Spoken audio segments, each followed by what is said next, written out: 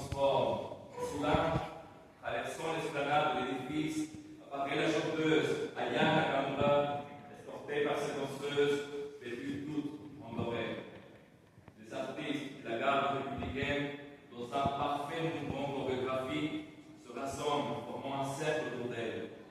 Aya chante et danse au son des bombes et des tambours des hommes en uniforme. Ayana Kamura, née en 1995, quitte tôt le Mali, son pays natal, pour s'établir avec sa famille dans la banlieue parisienne. Tel que d'autres artistes contemporains, elle débute sa carrière musicale sur sa bande des réseaux sociaux, où elle trouve rapidement une large reconnaissance et un public fidèle. Souvent, ses chansons mêlent des termes provenant du français, de l'argot et de l'anglais, et créent même des mots qui révoltent les esprits des conservateurs de la soi-disant pureté de la langue française.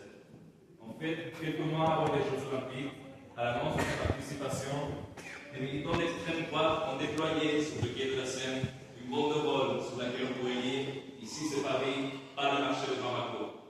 L'intention du message est claire et honteuse. Prenons la chanteuse comme exemple de ce que définissent comme une africanisation de la culture française.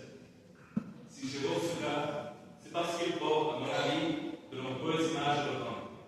D'abord, parce que la rencontre entre la Kamura et l'orchestre de la garde républicaine au milieu du pont des Arts symbolise non seulement le brassage des cultures, mais aussi une coexistence de la tradition et de la modernité.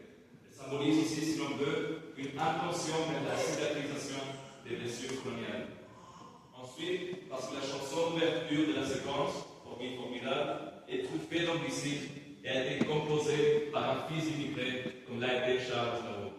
Deux sources à la base de la discrimination que subit Nakamura. Enfin, la scène. L'Institut de France accueille 5 institutions traditionnelles, parmi lesquelles l'Académie française, qui a pour mandat principal réglementer et préserver la langue française. Notre préancêtre de Nakamura devant l'édifice a voulu exprimer l'idée que la langue française n'est pas rigide et immuable, au contraire, pleine de vie. Quelles étaient les chances qu'une jeune fille d'origine africaine, élevée dans la rue parisienne et postant ses chansons sur Facebook, devienne la chanteuse francophone la plus écoutée au monde, couronnant sa carrière par la cérémonie d'ouverture des Jeux Olympiques? Presque aucune à vrai dire. Son cas est si exceptionnel qu'il ne suffit pas à saluer son courage et sa persévérance. Quiconque, avec son histoire de vie, devra certainement surmonter les obstacles que cette même société qui l'a accueilli a placés sur son chemin. Et pourtant, lorsqu'on lui reproche de vulgariser le français, de chanter dans